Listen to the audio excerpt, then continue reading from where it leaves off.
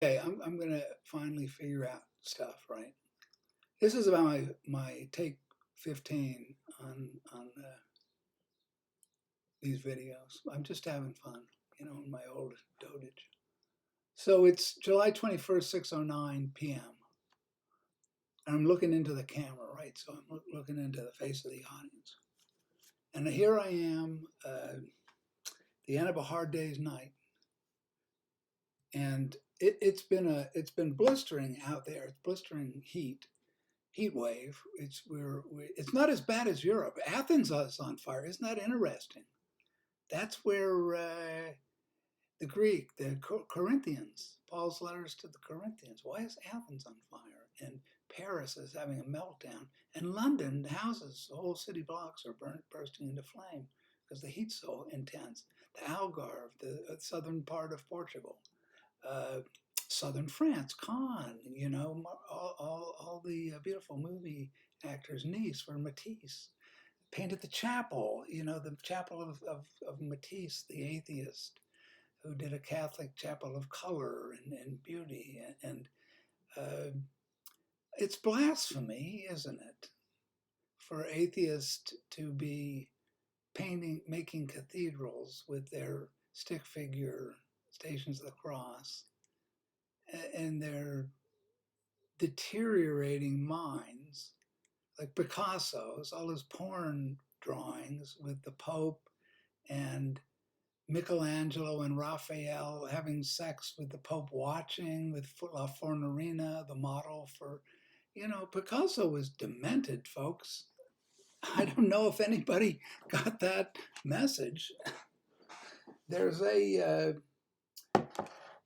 I'm interested in the biographies of the artists and the backgrounds in the New World Order. Uh, it's conspiracy theory, strike that. The Freemasons, the Theosophists, the origins of modernism in socialism and social revolution and egalite and fraternite. Yeah, the fraternite of off with their heads. And I can't help but like say art is a well, who said this? Baudrillard, right? The conspiracy of art. And if there wasn't a lot of gibberish written by any philosopher outside of Derrida and Barthes, whatever his name is, and Harold Bloom, Bloomin' Idiot, and Paul de Man, the bigamist and fascist, Belgian fascist, like Hergé. Okay, right? The politics of modern art. Somebody should write a book on that. I don't know why. So, well, how about the CIA and the Cultural Front by Francis Stoner Saunders or Serge Gilbo's How New York Stole the Idea of Modern Art and the funding of the abstract expressionists by the CIA and so on and so forth. And this is old news. I mean, Tom Wolfe writes about it in the Painted Word peripherally, tangentially, and of course got called an anti-Semite and a fascist and all the rest of the stuff. Whenever you bothered to point out the authoritarian nature of the military and the CIA and the FBI and the Museum of Modern Art and the boards of directors of Bilderberg Group and the Council for you're all of a sudden a conspiracy theorist. I've long been a conspiracy theorist, and it's just an amusing pastime. Anyway, let's get down to the heart of the matter. Is today's guest is Mr. Neil Young. If anybody's familiar with Rockin' in the Free World and Rust Never Sleeps and Johnny Rotten is not forgotten. He's old, forever young. Let's just call him Neil, Mr. Forever Young. This is his song Cortez the Killer, which is written on, must have been written on LSD because this is the kind of stuff people write when they're on LSD. So, or PCP or angel dust or benzodrine inhalers or, speedballs, mixtures, various mixtures, synthetic mescaline. It all comes from courtesy of the CIA, incidentally, or Henry Lewis, or it was considered a panacea, incidentally, just like Prozac, and now it's a panacea again. So utopia is around the corner. Just like the days of Montezuma and the Aztec Empire. On the shore lay Montezuma with his coca leaves and pearls. I'll do my William Shatner, reading beat poetry or whatever. So let me start again. Pretend I'm William Shatner. I'm Canadian. No, I'm just kidding. Oh, I'm half Canadian. And I've got Rothschild blood, according to my mom. So I've got some Jewish blood, so I'm really smart. Because if you have some Jewish blood, you're super, super, super smart. Doesn't everybody know that? I'm one of the chosen Goyim. Who cares about this race crap? I don't know. I guess the art community or the socialist revolutionaries. Count me out. On the shore lay Montezuma with his coca leaves and pearls. In his halls, those would be the halls of Montezuma, he often wandered with the secrets of the world. Deep thoughts by Neil. And his subjects gathered round him. Like Baphomet with the little kids. You ever see that? Statue of Baphomet with the little children. He loves little children. And he's not evil, and there is no hell. And his subjects gathered round him like the leaves around a tree of the knowledge of good and evil. In their clothes of many colors for the angry gods to see, the savage gods. And the women all were beautiful, and the men stood straight and strong. They offered life in sacrifice so that others could go on. The self-sacrificing indigenous tribes along the coast that the Aztecs would raid and rape and take off in chains of many colors and then cut their hearts out, their palpitating hearts, and throw the bodies down the pyramids. They offered them up so that others could go on. Hate was just a legend. No such thing. Just like there's no evil, there's no hate either. And war was never known. It was the Aztec Empire was a land of peace and prosperity, just like the socialist paradise that Joe Biden's brought to us, and Neil Young, rocking in the free world here. With all the once again, thankfully we have the Democrats back, and so we've got forgiving student debt and solving global warming, and the people at the border are free. Come on in. Come on in. Take up your place here in the homeless shelter and bring all your drugs and bullets and bread or whatever you have to offer to the angry gods. The people worked together and they lifted many stones. Let's put them to work. I mean, they're here, so let's have them take care of the kids. The Supreme Court justices. I don't know. This is a reference like to Zoe Baird, if anybody remembers that one. No, probably not.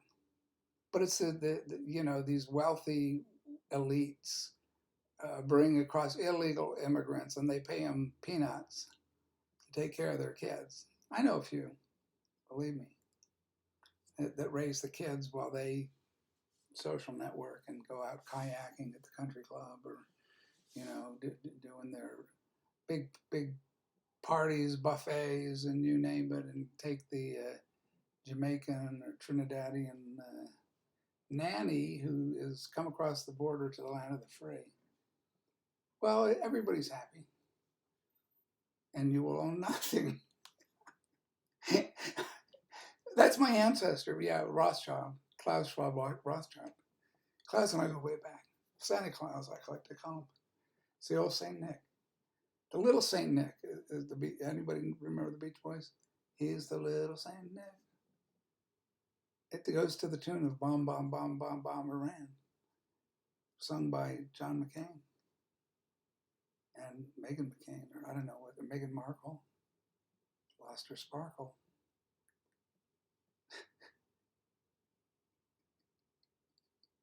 Okay, look, what am I drinking? That is LSD. It's liquid. It's LSD. It's clear. I just drop a few drops in and take off. That's good. That's good stuff. Okay, they carried them to the flatlands, but they died along the way. Just like building the pyramids. You got to crack a few eggs to make an omelet, as Henry Kissinger said. Man, who believes in this comedy, the divine comedy? Well, this is what I wanted to get to. The Conquest of New Spain by Bernal Diaz, who lived from 1498 to 1580. He was one of Cortez's soldiers who came over to the New World to search for the cities of gold, the mythical cities of gold. But they brought civilization with them in the form of the Catholic religion, with these priests who brought Jesus to the New World. And the Spaniards brought malaria in their horses and everything. It's a I mean, the reality of it is so much more complex and so much more interesting than this bizarre hippie, utopian, drugged out half-wit. I'm sorry, fools, okay? Just call them fools, because that's the reference in biblical reference. So half-wits or morons or imbeciles, I guess for the because of the PC strictures, I won't use any colorful language. I mean, the Aztec women would be in many colored coats like Joseph, and the dream coats. But I shall refrain from using colorful languages. And so I'll leave it to Bernal Diaz to describe how fantastic this place was. That was filled with slaves and concubines. The women were, it was a male patriarchy, believe it or not. Just like Rome, or just like Egypt, or just like Babylon. Where else is what like Babylon? I don't know. Have no idea. I'm not going to go into it at the moment because I'll get distracted. Okay, so here they are. They brought some of the Spanish soldiers and Cortez or guests of Montezuma, and seeing this just amazing. And it's Diego Rivera paints it, and it's like a comic book or something. You have to see it with Van Gogh's eyes, right? Not Diego Rivera's eyes, just like a comic book artist. In the aviary, there was a large tank of fresh water, and in it was another type of bird on long stilt-like legs with a red body, wings, and tail. And you have to remember, they'd never seen these animals in the old world. I do not know its name, but in Cuba, birds rather like them. So they'd been to other parts of the New World, right? And went from there to the invasion of the Americas, right? But in Cuba, birds rather like them are called epeires. Also in this tank were many other kinds of water birds. Let us go on to another large house where they kept many idols, whom they called their fierce gods. Those would be the angry gods, referred to in the Neil Young song, who they worshipped and sacrificed these beautiful women and men standing strong, right? So they had a limited lifespan in Montezuma's halls and courts.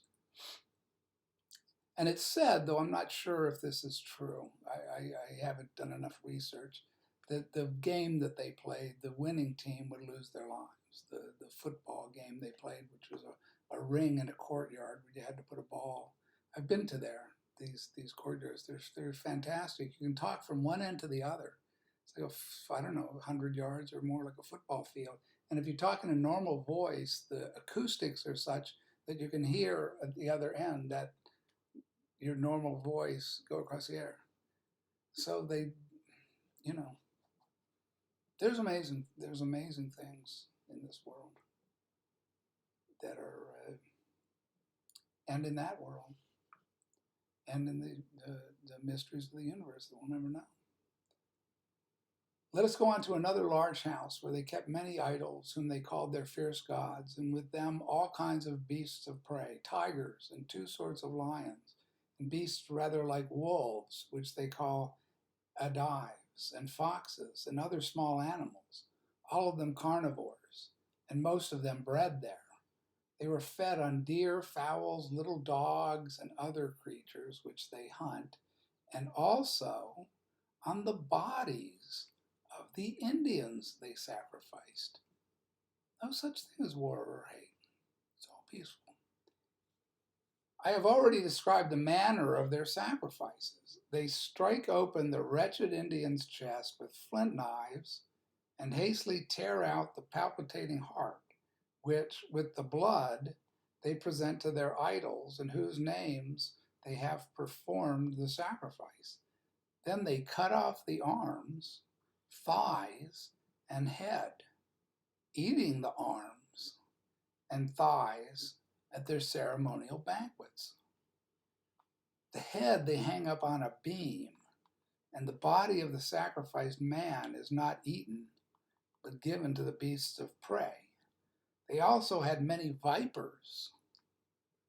Notice the vipers in this accursed house of demons. It's demonic. It's demonic in the same sense that the satanic is present in the LSD and all of these drugs that these hippies were on, having all these visions, which came through demons. Isn't that Neil Young? Who's just Bob Dylan's perfectly. I have to say that I've learned a lot from Bob Dylan about listening just to the Ed Bradley interview, or you can get it from Jim Morrison or Aleister Crowley and Kenneth Anger and Hollywood Babylon books and Jimmy Page and whatnot. If you we're going to go there, and I go there because I want to know the doctrines of demons. That's what it's all about on this blog. Exposing the reality of the demonic world, which is what the Spaniards encountered. Can you imagine what they would have thought being Catholics and growing up with the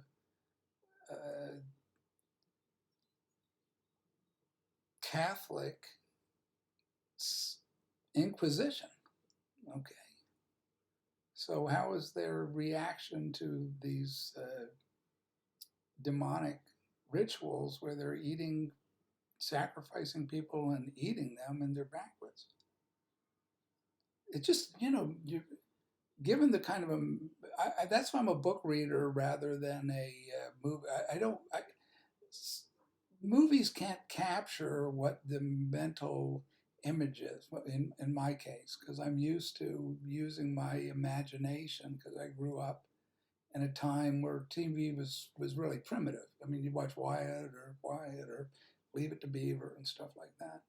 Now kids have, Hugo Cabret or whatever, or The Sopranos, etc. So I'd rather imagine it than see it, actually. The head they hang up on a beam, and the body of the sacrificed man is not eaten but given to the beasts of prey. They also had many vipers in this accursed house, and poisonous snakes, which have something that sounds like a bell in their tails. Well, that would be rattlesnakes, which are deadly. I grew up around rattlesnakes. but they weren't. They were human snakes. And I was also out in the Southwest and heard rattlesnakes when I was in Albuquerque. They were all over the periphery of the city in stones, in the stones. People, and I knew a number of people that were bitten by rattlesnakes. There was a rattlesnake museum. Anyway, reminds me of the Charles Portis True Grit. Lots of snakes. These, which are the deadliest snakes of all, they kept in jars and great pottery vessels full of feathers, in which they laid their eggs and reared their youngs. Well, that's the feathered serpent, Quetzalcoatl. That was one of their gods. They were fed on the bodies of sacrificed Indians and the flesh of the dogs that they bred. Those were the little Chihuahua dogs. You see them in the pottery. The ancestors of the little Chihuahuas, the cute little Chihuahuas. We know for certain, too, that when they drove us out of Mexico and killed over 850 of our soldiers, they fed those beasts and snakes on their bodies for many days. So the Spaniards were feasted upon as victims of this war. It's not like Cortez is the killer and all these innocent little Indians, you know, who are beautiful and in their many-colored robes and self-sacrificing of the pyramids, and then this evil, you know, bloodthirsty male patriarch, European mate, destroyed this beautiful idyllic society filled with people cutting up corpses and eating them. And I think, you know, I mean, I would say if Neil ever grew up and maybe read a history book, I wouldn't be so critical of the guy, but like to believe this and never correct the complete stupidity of believing that the French Jean-Jacques Rousseau, the noble savage, that, you know, there's peaceful people living on these islands, and you know, there's no such thing as child slavery, like in Tahiti, where the children were given to Gauguin as a tribute, and he gave in return syphilis. He infected the whole island with syphilis. I don't know, 12, 13-year-old girl, just see him. So who's the barbarians, right? We're all that's what God says. We all are born depraved. There is no such thing as a noble savage and a island bear. That would be the French for you, wouldn't it? Okay. And everyone else who you know, the Europeans who bought that, and Americans, and whoever has this notion that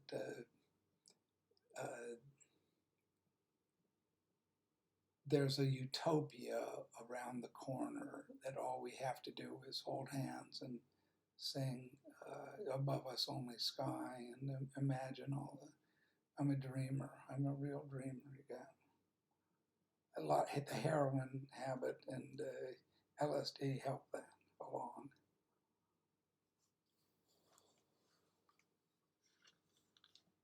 These snakes and wild beasts were dedicated to their fierce idols and kept them company. As for the horrible noise when the lions and tigers roared and the jackals and foxes howled and the serpents hissed, it was so appalling that one seemed to be in hell.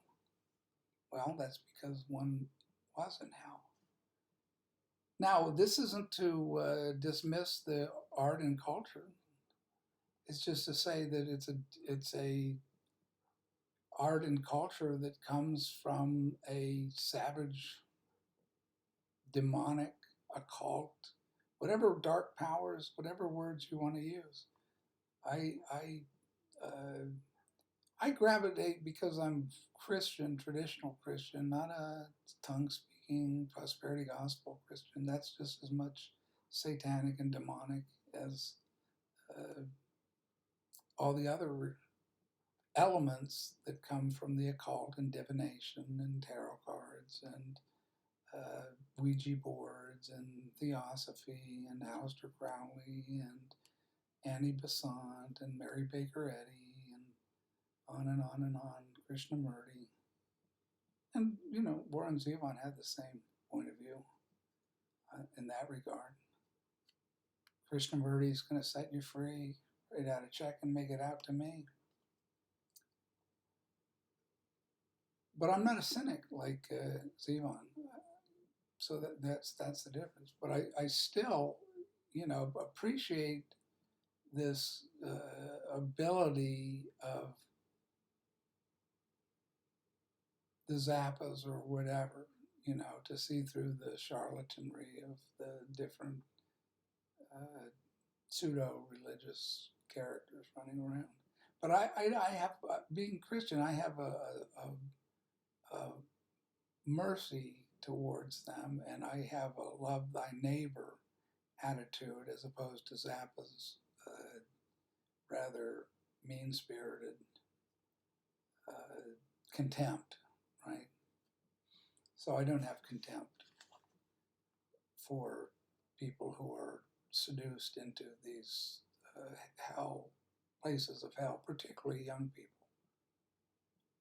So let's just look at this is interesting to me, because Dürer, Albrecht Dürer, the Northern Renaissance artist, saw when they brought the workmanship of the gold that was brought back to Europe, saw them and just marveled at the craft, the incredible beauty and workmanship. So this is Bernal Diaz. I must now speak of the skilled workmen whom Montezuma employed in all the crafts they practiced, beginning with the jewelers and workers in silver and gold and various kinds of hollowed objects, which excited the admiration of our great silversmiths at home. Many of the best of them lived in a town called Azcapotzalco. It's interesting, too, how they kept the Aztec names, in a lot of cases, Oaxaca, Oaxaca, and Popocatépetl, and the volcano names. And Cuernavaca was Quanahuac in the Malcolm Lowry book, Under the Volcano. There were other skilled craftsmen who worked with precious stones and chalchiquites. Don't know what these are. And specialists in feather work. You have to see these things. And you look at the Hawaiians, with exotic feathers. And very fine painters and carvers. And all that work was really powerful and influential in my own work when I was younger. I went to Mexico and, went up to see the Northwest Coast Indian stuff and had book after book looking at it. But I'm also not under the spell of the occult, which I was back then. We can form some judgment of what they did then from what we can see of their work today. There are 3 Indians now living in the city of Mexico named Marcos de Aquino, Juan de la Cruz, and El Crespillo. I'm not sure what that is. El Crespillo, who are such magnificent painters and carvers that had they lived in the age of the Apelles of old, or of, that's the Greeks, or of Michelangelo, spelled Michelangelo, or Barraguete, in our own day, they would be counted in the same rank. And he's not a sexist, right? Because let us go on to the women. So it's not the male patriarchy that is looking down on, crushing the women all the time, right? There's just as much an appreciation for fine work and fine craftsmanship. The weavers and seamstresses, who made such a huge quantity of fine robes with very elaborate feather designs. These things, there's the Neil Young part of it that you can imagine that, but you have to see what's behind it all, not take the surface to be the reality. In a word, that's the problem with Truman Show America, is we take the surface to be the reality. Whatever's on TV or Hollywood or the news prints or this or that, you're looking at a false reality. Fake news, I mean, it's false reality. These things were generally brought from some towns in the province of Cotaxtla, which is on the north coast, quite near San Juan de Ulua. In Montezuma's own palaces, very fine clothes were woven by those chieftains' daughters whom he kept as mistresses. There's the concubines or the harem, if you're in the Middle East. So there's the irony also of the esteeming, these barbaric cultures that have harems or women sex slaves as being peaceful and beautiful, and we're going to emulate those rather than our horrible society where women don't have equal rights. Well, they have a lot more equal rights than in this paradise of socialist paradise of Neil Young and the Communist Chinese Party. A lot of them are in jail, and how many millions died under Stalin? And Cuba, the homosexuals were in jail. That's that in Cuba, and the criminals were sent over to, thanks to Jimmy Carter, the criminal class was sent over to start the drug trade, and Scarface. You have the Colombians and you have the Cubans, and the Cubans taking over the drug trade, Miami Vice, and all of that. So keeping it real. I'm at about 30 minutes. I like to cut it off then. So God bless everyone out there in America. I hope everybody's safe.